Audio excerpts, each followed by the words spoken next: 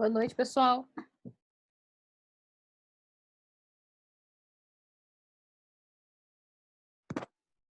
Passaram bem o feriado?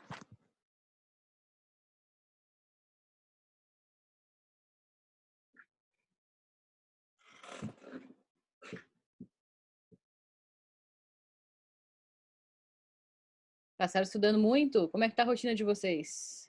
Tô sabendo aí que vocês estão com muita coisa para fazer, né? Ouvi esse boato aí. É só boato ou é verdade?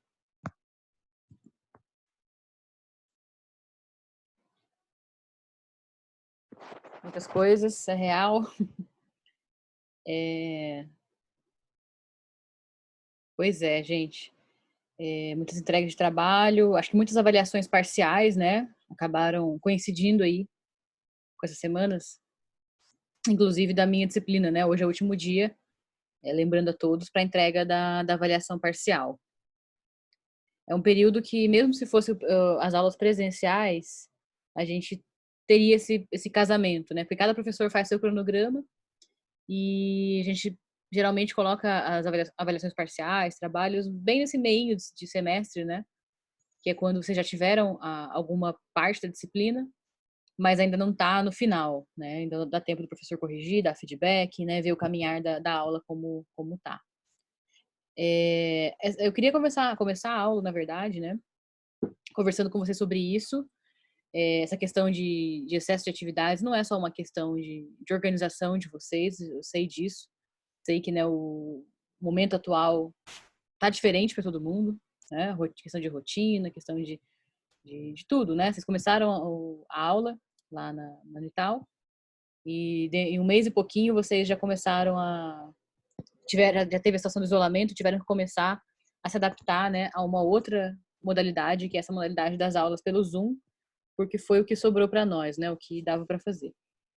Então, entendendo isso, assim, né, que esse é um contexto que todos participam, a gente teve uma reunião com dos professores na semana passada, na qual a gente teve alguns retornos de coisas que vocês, alunos, já levaram para o professor Paulo Grangeiro, parece que teve algumas reuniões, né, dele com vocês, e ele já trouxe para a gente alguns feedbacks de vocês, né, sobre algumas dificuldades que vocês estão passando nesse momento. E eu queria dizer que a gente, né, eu e outros professores estamos ouvindo, né, esses feedbacks, a gente está modificando nossas aulas e pensando em formas que ajude vocês na aprendizagem. Porém, eu queria também, né, abrir esse espaço, né, direto com vocês, para vocês me darem esse feedback também, né, e me dizerem como estão as coisas, um espaço de acolhimento mesmo, né? Minha proposta não é que a gente resolva problemas, porque tem coisas que a gente não consegue resolver realmente, mas que a gente possa abrir esse espaço de diálogo, né? Que vocês possam manifestar o que não tá legal, o que a gente pode melhorar, o que a gente pode, de fato, fazer nesse momento. Às vezes é só a gente, né, desabafar e se acolher. Pode ser um caminho também. Gostaria de ouvir vocês. Vocês têm algum ponto sobre essa questão? Como é que vocês estão com isso?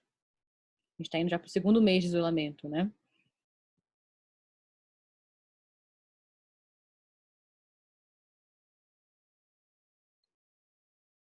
Podem falar no áudio.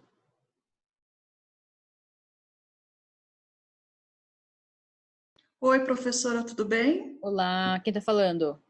É a Alexandra. Alexandra, tudo bem? Alexandra, boa noite. Boa noite. Eu acho que é um momento novo, né, para todos nós, porque por ser um curso que nós estávamos caminhando, né, de forma presencial, aí mudou-se toda a Constituição, então essa adaptação ela demora mesmo um tempo, né? E eu acredito que a gente, pelo caminhar aí, né, pelo que se diz na OMS, que é até 90 dias o tempo de isolamento, né, pode se estender por até 90 dias. Então, acredito que a gente vai acabar se adaptando e aí depois nós vamos ter que fazer um outro, né, processo de adaptação novamente para as aulas presenciais, né? Uhum. Mas assim, pelo menos eu vou falar, né, assim, por mim, eu tô, até porque eu não estou matriculada em todas as disciplinas, né? Eu estou apenas em 5 disciplinas. Então, assim, eu senti uma dificuldade, porque o trabalho também invadiu a minha casa, né? Então, assim, o equilíbrio entre o trabalho e o estudo, eu tive que criar aqui uma rotina meio que diferenciada aqui em casa. Mas uma coisa que eu quero muito agradecer é o seu posicionamento também diante, né, das nossas, dos nossos pedidos, né, e assim a sua mudança com a aula. Eu acho que isso também nos ajudou muito e a gente se sentiu acolhido. Pelo menos eu falo por mim que eu me senti muito acolhida por essas mudanças, né, por essa escuta acolhedora que você fez, né, nos últimos dias, nas últimas aulas com a gente, de perguntar como que estávamos caminhando, e hoje também. Então, assim, dificuldades vamos ter, tanto presencial, eu acho que quanto também no virtual, né? Pelo menos para mim, tem alguns pontos que é muito novo, eu acredito que para os colegas também, né? De temas, introduções, datas, né? Que eu sinto mais dificuldade, assim, com história da psicologia. Então, a dificuldade de armazenar mesmo as datas, conseguir criar os links, que nem o professor diz. Mas, assim, eu sinto dificuldade, que eu acho que eu também sentiria se estivesse no modo presencial. Eu acho que é isso, professora. Tá joia, Alexandra. Obrigado pelo seu compartilhamento dos seus pontos. O resto da turma concorda com o que ela disse? Tem alguma outra questão, outras sugestões, outros feedbacks?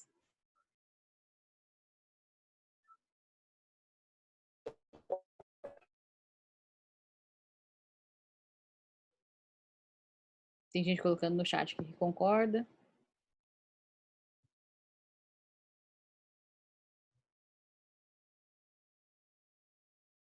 Legal, já mais uma pessoa falando que concorda. A nossa ideia é que, assim, né, nessa reunião de professores que a gente teve, a gente estava falando quanto que a gente fica às vezes chateado, né? A gente entende o contexto de todo mundo, contexto geral, na verdade, né? O individual a gente não sabe, né? O que cada um tá passando. A gente sabe dessa forma geral, que é uma angústia, que é essa coisa de ficar em casa, de mudar a rotina, de às vezes desmotivação com relação às aulas, dificuldade com tecnologia, né? Diversas coisas. Mas a gente estava comentando o quanto que para a gente às vezes é ruim quando o aluno tranca o curso e acaba a gente não sabendo o motivo. Se tinha alguma coisa que a gente pudesse fazer, né, para que a gente conseguisse acolher melhor esse aluno, para que ele se sentisse, né, que ele pode sim dar sugestões e propor uma mudança também.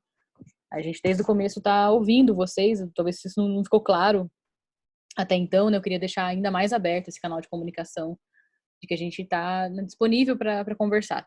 Tanto porque a gente sabe, como eu já falei, né, da angústia que esse momento causa.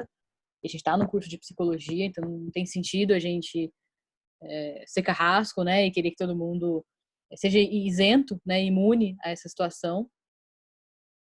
Mas também porque a gente, né, não quer ter essas perdas no curso. A gente entende que tem questões que a gente não tem controle, né? A gente, por exemplo, foi mandado embora de emprego, tá sem salário, não tem como pagar a mensalidade. Isso a gente, como professor, não tem como atuar, né? A gente sabe que o financeiro está pensando formas aí. Eu sei que a gente tem tido algumas reuniões deles para pensar nessa questão financeira de vocês.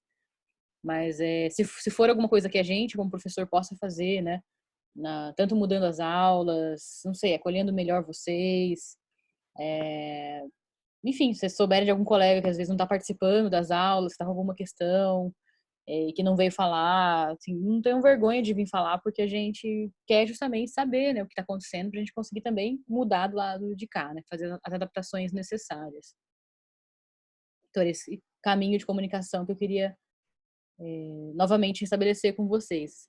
Comigo, né, vocês foram muito assertivos, vocês trouxeram já os pontos que podiam ser melhorados nas aulas, isso foi muito bom. Mas eu não sei se vocês fizeram isso com todos os professores, eu não sei se vocês já estão, né, satisfeitos ou se tem algo a mais que a gente possa fazer. Então, enfim, queria reiterar esse canal de comunicação. E se caso com algum professor vocês não tenham, né, intimidade para falar, mesmo para mim, procurem, né, o professor Paulo Grangeiro, a professora Adriana, eles estão muito interessados em conversar com vocês, em acolher vocês, em fazer com que todo mundo, né, que entrou no curso, a gente sabe que são pessoas que estão interessadas, né? Que esse interesse se mantenha, que essa motivação se mantenha, ainda que a situação esteja difícil. A gente vai sair dessa situação, a gente não sabe quando, né? A Alessandra falou de 90 dias, a gente não sabe, né, ao certo, mas a gente vai sair dessa situação um dia, né? E eu espero que nesse dia a gente esteja aqui todo mundo, né, bem, sobrevivendo, bem de saúde, né, principalmente, e que a gente possa ter esse retorno novamente com essa nova adaptação, né, que vai ser novamente retornar ao presencial. Mas a gente vai fazer isso quando tiver garantido que a gente vai ter uma segurança, né? Eu mesma desejo que a gente volte só quando tiver seguro. A gente teve o último pronunciamento da Unital dizendo que as aulas seriam suspensas até o dia 9 de maio, que vai cair no sábado agora. E depois disso a gente não sabe mais se eles vão dar, né, fazer o novo pronunciamento prolongando o isolamento ou não. Eu acredito que eles vão prolongar, sim, porque a doença não está controlada aqui no Brasil, né, infelizmente. Mas eu desejo que a gente volte só realmente quando tiver a situação saudável, né, pra gente não se exponha desnecessariamente, né. Eu quero voltar, presencial é uma coisa que eu gosto muito também, né, de ver a cara de vocês, de falar com vocês, mas eu quero fazer isso quando tiver todo mundo em segurança. Até lá, eu queria propor que vocês, se possível, na hora que fosse se colocar nas aulas, né, usassem o microfone, usassem a câmera. É uma forma da gente tentar simular um pouco mais esse ambiente de contato humano, né? Eu acho que é uma coisa que vai fazer bem pra gente. Então, eu convido vocês, quem tiver possibilidade de fazer isso, de ligar o microfone, ligar a câmera. Não precisa ficar o tempo todo ligado, né? O Alexandre já ligou. Não precisa ficar o tempo todo, mas acho que quando vocês forem falar, eu acho que é bacana, assim, né? Imagina eu falando que vocês não me vendo, acho que fica estranho, né? Ou eu só digitando com vocês, vocês não querem saber se é um professor robô, né, que está digitando. Então, convido para a gente poder ter esse calor humano aí, ainda que distância, né? Ainda que distante.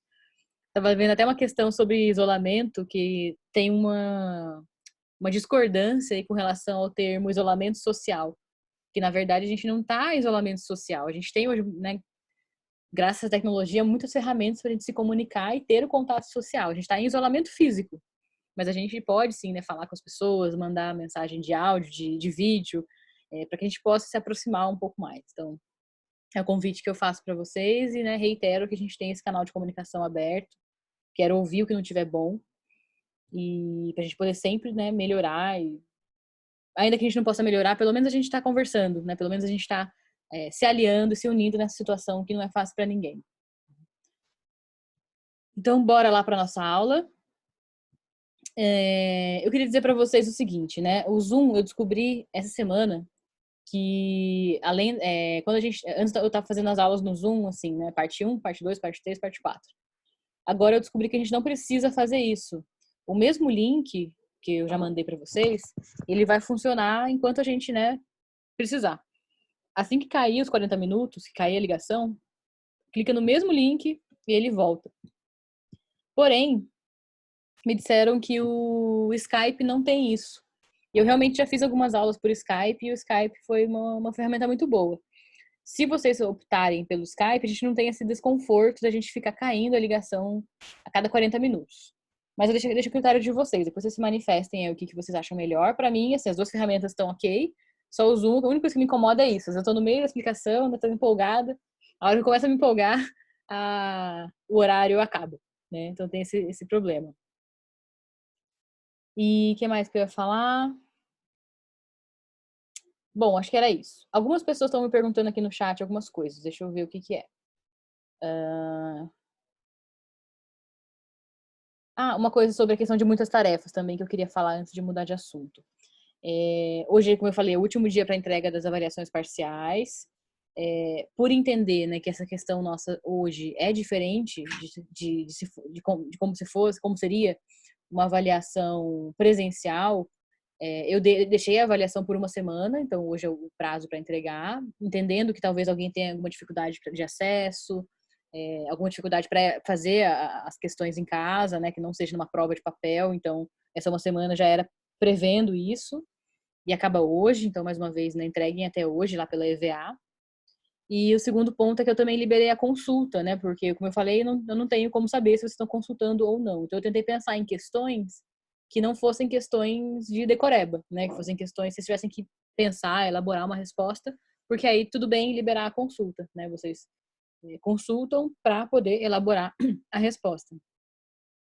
E uma terceira coisa que eu pensei em fazer é na prova oficial, que será no final desse semestre, de, assim, não dá, eu entendo que não dá para ter uma cobrança excessiva, né? Não dá para ter uma cobrança como se fosse a aula presencial. Eu entendo que a gente vai ter que flexibilizar um pouco as coisas. Então, eu estou pensando em dar uma avaliação que seja mais flexível em termos de correção, que eu considere um pouco mais algumas coisas. Eu não vou usar o mesmo rigor que eu usaria numa avaliação em condições normais. Tá? Isso não quer dizer que vocês não tenham que estudar e não tenham que se dedicar, né? É só uma forma de vocês ficarem um pouco mais tranquilos, que eu sei que tem muita gente preocupada com isso, com nota, com prova, que isso seja uma preocupação menor. Vamos preocupar em aprender, que no final das contas, se vocês conseguirem me mostrar o que vocês aprenderam, ok, né? A gente consegue concluir essa disciplina com sucesso, vamos dizer assim. Então, beleza, muita gente falando que estava estudando. Algumas pessoas já colocaram o nome aqui no bate-papo. Só que, gente, eu avisei vocês já que a chamada eu vou fazer pelo EVA, tá? Eu não consigo. Na verdade, assim, foi um combinado dos professores de fazer pelo EVA. Eu prefiro fazer por lá, porque aí eu não penalizo quem, de repente, não consegue estar online no horário da aula, por qualquer motivo que seja. Então, acessem sempre no final da aula, ou, enfim, né, na semana da aula, a plataforma EVA, porque é lá que eu tô postando as informações. Nem sempre eu consigo postar logo em seguida da aula. Eu posto no dia seguinte, né, 2 dias depois, mas ao longo de 7 dias depois da aula vai estar lá o material, né, o slide ou o vídeo, o que quer que eu tenha utilizado para a aula. Só que, assim, eu vi que em abril algumas pessoas não acessaram a plataforma. E são pessoas que vieram comunicar comigo para dizer que estavam com dificuldade, que estavam sem acesso, que demorou para liberar o acesso, enfim, teve várias situações. Então eu pensei em abril dar a presença coletiva, para não penalizar as pessoas, como eu já falei isso no começo, eu não quero que ninguém seja penalizado por uma questão de tecnologia. Para não penalizar por essa questão de tecnologia, mas daqui para frente, mês de maio, eu peço a vocês que acessem lá, e se alguém ainda tiver com problema de acesso na plataforma, que fale com a secretaria, fale comigo, porque a gente tenta resolver o mais rápido possível.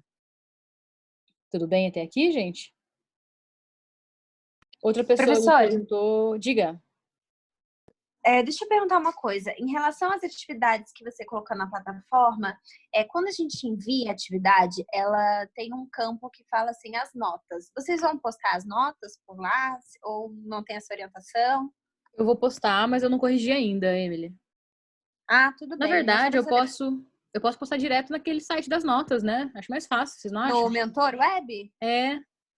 Ah, bacana. Porque, por exemplo... Entrei lá e ninguém tá usando. Não, na verdade, assim, acho que vai ser importante postar na EVA também, porque no Mentor Web só vai entrar a nota, tipo, geral, né? Aí vocês não vão saber o que era de cada atividade. Talvez seja melhor talvez seja melhor eu colocar na EVA mesmo, para vocês saberem a nota de cada atividade. Né? Eu não consegui corrigir ainda, gente. Tô atrasada com isso, peço desculpas. Nosso prazo para fazer isso é até começo de junho, então ao longo do mês de maio eu consigo corrigir e dar um retorno para vocês das atividades. Aquela atividade do resumo, eu também tô me questionando, tô refletindo, né, sobre não ser tão rígida na correção, porque eu vi o esforço de vocês em fazer, em querer entregar, muitos vieram me perguntar, né, sobre a atividade, então eu entendi que vocês se dedicaram na atividade, e eu acho que isso é importante nesse momento, né, ver o quanto que vocês estão se esforçando e não penalizar por questões que a gente não tem controle nesse momento. Alguém me perguntou aqui se eu vou fazer resumo geral antes da prova. Sim, irei. Inclusive, isso está no nosso calendário. Vou compartilhar a tela com vocês. No nosso calendário que eu refiz, certo? Depois do isolamento, depois que foi decretado o isolamento, está prevista uma revisão no dia 2/6, que é uma semana antes da avaliação oficial. Até agora, a Unital não manifestou nenhuma mudança com relação ao calendário, então até então está mantendo assim. Inclusive férias, inclusive tudo como seria no presencial, tá? Uma mudança que eu fiz no cronograma, e isso eu tenho que justificar com vocês, porque eu sei que teve gente que reclamou com o Paulo de que alguns professores estão fazendo mudança no cronograma de forma abrupta, não estão avisando vocês. Eu só queria justificar essa mudança que eu fiz. Hoje seria a aula de inteligência, criatividade e pensamento crítico. Essa aula é uma aula importante. Porém, mais importante do que ela, são as aulas que vêm em seguida, que são 3 aulas sobre behaviorismo. Então, o que eu pensei em fazer? Eu pensei em trazer para hoje a aula, na verdade eu vou fazer isso, né? Eu trouxe para hoje a aula de behaviorismo, então eu vou dar as 3 aulas de behaviorismo, e aí no dia 26, se sobrar tempo, eu vou entrar na criatividade, inteligência e pensamento crítico. Por que se sobrar tempo? Porque o behaviorismo é uma coisa que vocês vão ver no curso, na faculdade, praticamente inteira. É uma disciplina que depois vocês vão ter a disciplina só de behaviorismo. Tá? Aqui na minha disciplina, ela é uma parte bem básica da teoria da aprendizagem, né? Eu preciso garantir que vocês saibam esse básico para vocês darem continuidade nessas disciplinas de uma forma mais aprofundada, tá? Então, uma forma que eu pensei de garantir isso, como ela é muito importante, é puxar isso para hoje, dar as próximas 2 aulas de behaviorismo, e aí eu vou sentindo vocês, vou dar exercício, uma coisa que vocês pediram também. Ai, gente, eu vou fechar o áudio, que tem gente falando. E aí eu não consigo. Pronto. Não consegui. Eita. Desativar todos. Como é que desativa?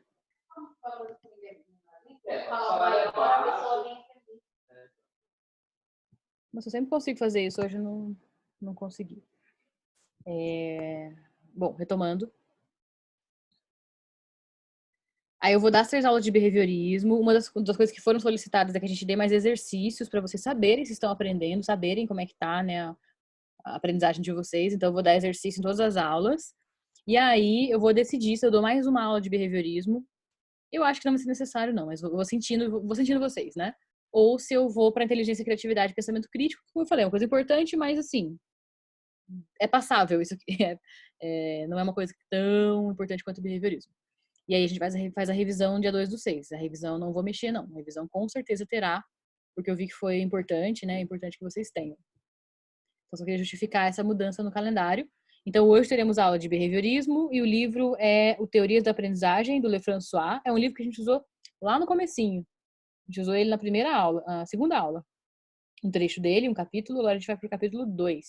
Desculpa. É isso mesmo, capítulo 2. Ok?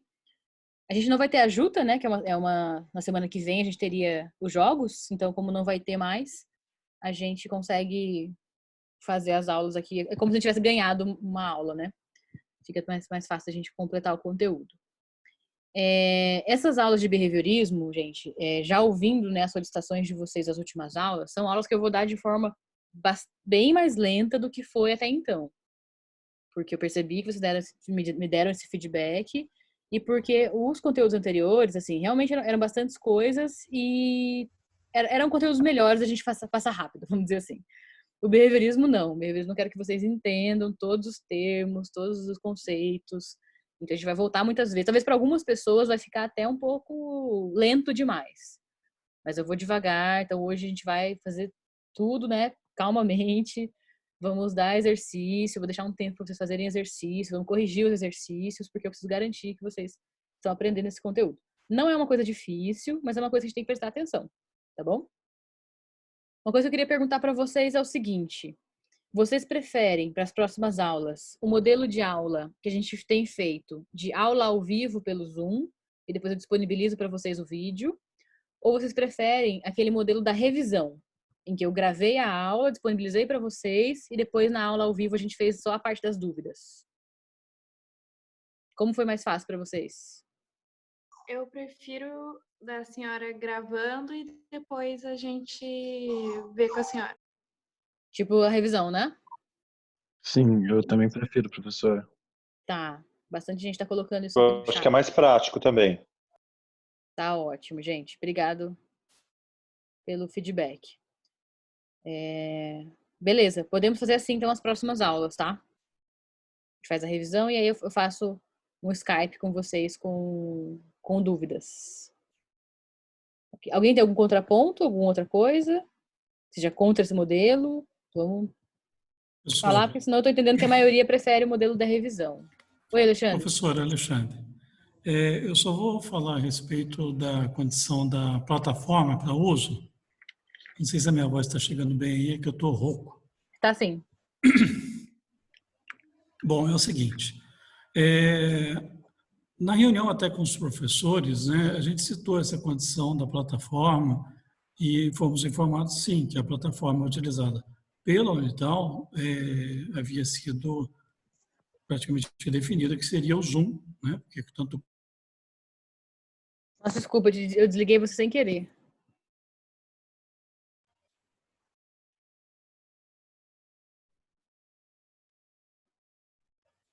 Oi, Alexandre. Oi, pode falar? Desculpa, eu sem querer desliguei você.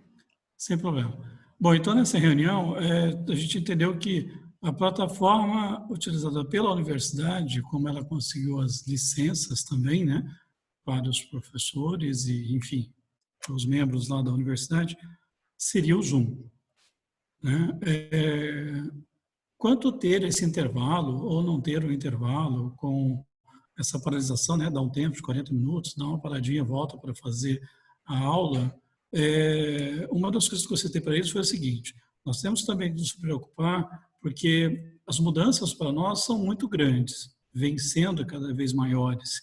E se nós também mudarmos agora para uma outra plataforma, porque tem gente que, até falei para ele, vocês podem até não acreditar, mas tem pessoas que não têm um telefone com condição adequada para você utilizar uma plataforma de estudo, né?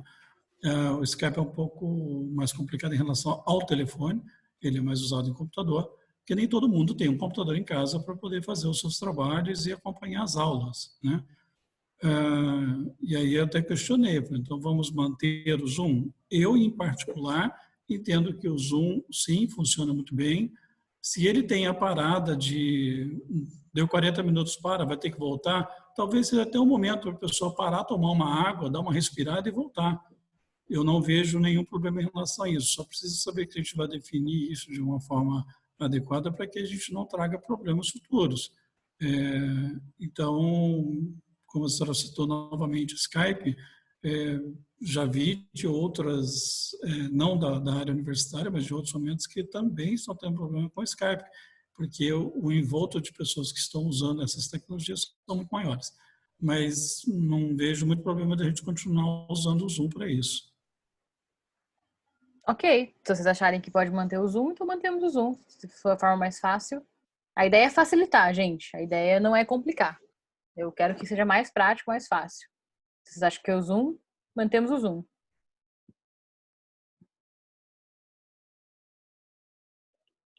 Mantemos o que o Alexandre falou? Alguém tem algum contraponto? Eu acho que tá bom. Mais ser Skype ou Zoom. Professor, acho que como vai ser só mais para tirar dúvidas, né, já que você vai gravar, o tempo do Zoom tá bom também, não precisa se preocupar tanto com o tempo, né, porque vai ser mais para tirar dúvidas, já que a aula vai estar gravada. Tá. Tem gente que pôs no chat dizendo que acha o Skype melhor, mas se vocês acham que tem essa questão de acesso, né, o Skype realmente tem que instalar. Bom, se a maioria optar pelo Zoom, beleza. Gente, vamos fazer o seguinte, então. Vocês decidam entre vocês e me comuniquem o que vocês acham melhor. Eu sei que vocês têm grupo de vocês. Por enquanto, estamos com o Zoom. Tem aqui, por enquanto, 2 pessoas manifestando que acham melhor o Skype. Mas vocês definam entre vocês e me falam, tá bom? Eu estou aberta para modificar. Bom, vamos hoje, então, começar aqui a nossa aula. A gente já viu, antes de começar, né? A gente já viu o que é aprendizagem, então apenas retomando, né? A gente viu que a aprendizagem é uma mudança de comportamento ou de um potencial para um comportamento que não é causado por nenhum dano neurológico e nem por nenhum uso de droga. Então, simplificando o conceito, a aprendizagem é uma mudança de comportamento. tá? De uma forma simples. Já vimos quais são os processos que estão envolvidos na aprendizagem: sensação, percepção, atenção, memória, emoção, motivação. Mas nós não vimos como é que faz essa mudança de comportamento. Se a aprendizagem é uma mudança de comportamento, como é que a gente faz para essa mudança acontecer? Vocês já se perguntaram isso?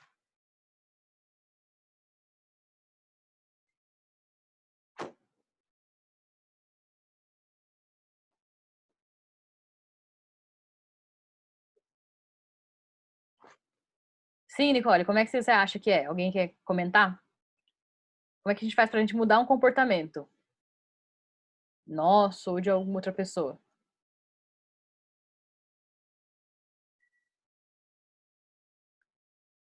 A gente faz uma mudança de Professora, hábito. eu acho que é dando informação, né? Quando você dá a informação para uma pessoa, por exemplo, que ela faz todo dia um caminho para a escola, mas você dá para ela uma informação que outro caminho é mais rápido, isso muda o comportamento dela porque ela aprendeu que o outro caminho é mais rápido. Hum. Então acho que é dando informação para a pessoa. Daí a pessoa tem que, na verdade, também verificar se essa informação, né, verificar se o caminho é mesmo mais rápido. Então acho que é uma questão de testar informações, alguma coisa desse tipo. Não testar informações, mas sim, eu não consigo pensar um termo melhor para explicar, mas é tipo tentativa e erro, sabe? Tá. Eu tava pensando nisso ontem. Eu saí com meu marido de carro, a gente precisou ir na farmácia, e passando pelo bairro eu vi que tinha muita gente na rua.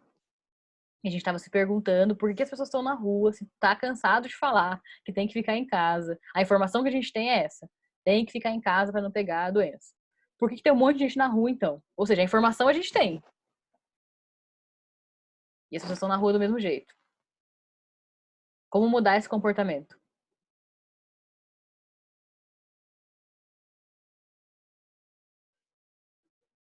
Vou dar outro exemplo. Uma pessoa que é fumante. Ela tem a informação de que o cigarro faz mal para a saúde. Eu não conheço ninguém que fuma que acha que o cigarro faz bem.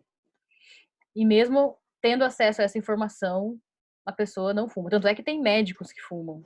Tem pessoas muito bem informadas sobre saúde e que fumam. Então, não é só a questão da informação, né? Não me parece que seja só a questão da informação. A informação ela pode ser um aliado, mas ela sozinha, será que faz a mudança acontecer? Tem outras pessoas aqui trazendo contribuições. A Ana Laura disse que tem que mudar a forma de pensar para poder mudar o comportamento. Ok, e como a gente faz para mudar a forma de pensar? Essa aí é a pergunta seguinte, né? Brenda, acha que só muda quando a pessoa está disposta a mudar. Aqui tem a ver com um pouco de motivação, talvez. Mas beleza, eu posso começar, né? Por exemplo, eu quero mudar os meus hábitos alimentares. Eu posso começar super disposta e às vezes ao longo do processo eu acabo desistindo. Isso acontece também, né, na vida real. Não é fácil uma mudança, né? Realmente não é fácil. A Alexandra diz que em alguns momentos utiliza-se de punição. A punição pode ser uma forma de mudança de comportamento, sim, Alexandra. A questão é só que a punição ela pode trazer alguns efeitos colaterais. O que eu chamo de efeitos colaterais? A gente pode acabar punindo, por exemplo, se você é uma pessoa que... Vou dar um exemplo. Vou dar um exemplo que é verdade. Você é aluna. E aí eu vou lá e te dou nota baixa porque você, né, errou as questões da prova. E aí, ao invés de eu estar punindo o seu comportamento de responder daquela forma, você pode simplesmente trancar a faculdade e falar, eu não sirvo para isso, não quero mais. Eu posso acabar punindo outros comportamentos seus, que não são só apenas de fazer a prova. Ou seja, eu posso estar punindo muito mais comportamentos do que apenas o de fazer a prova. Ou eu posso, né, fazer com que você não erre mais a prova, mas você se torna uma pessoa insegura. Você fica com medo de prova. Pode acontecer isso, né? A punição, a gente tem que ter muito cuidado com o uso. A Isabela, numa cidade aqui perto da minha, eles aplicam multa a quem não sai de máscara. Então, funciona bem em condicionamento. Então, funciona bem o condicionamento, acho que isso quer dizer, né? Também é o uso da punição, né? Quando você aplica multa, é você punir alguém por meio, né, da pessoa ter que pagar uma multa. E aí talvez as pessoas fiquem mais em casa, né? Pode ser. Aqui em São José, eu tô em São José, aqui não aplicaram isso ainda. Vitória, acha que a mudança vem da experiência. Estamos esquentando, hein, gente? Estamos esquentando com as respostas. Dizer que vem da experiência já tá bem próximo da resposta que a gente vai estudar hoje, Vitória. Vamos chamar de experiência a história de vida de um sujeito, de um organismo, de um animal. Essa experiência, sim, tem importância. A Isabela trouxe condicionamento. Onde você viu essa palavra, Isabela? Já estudou isso?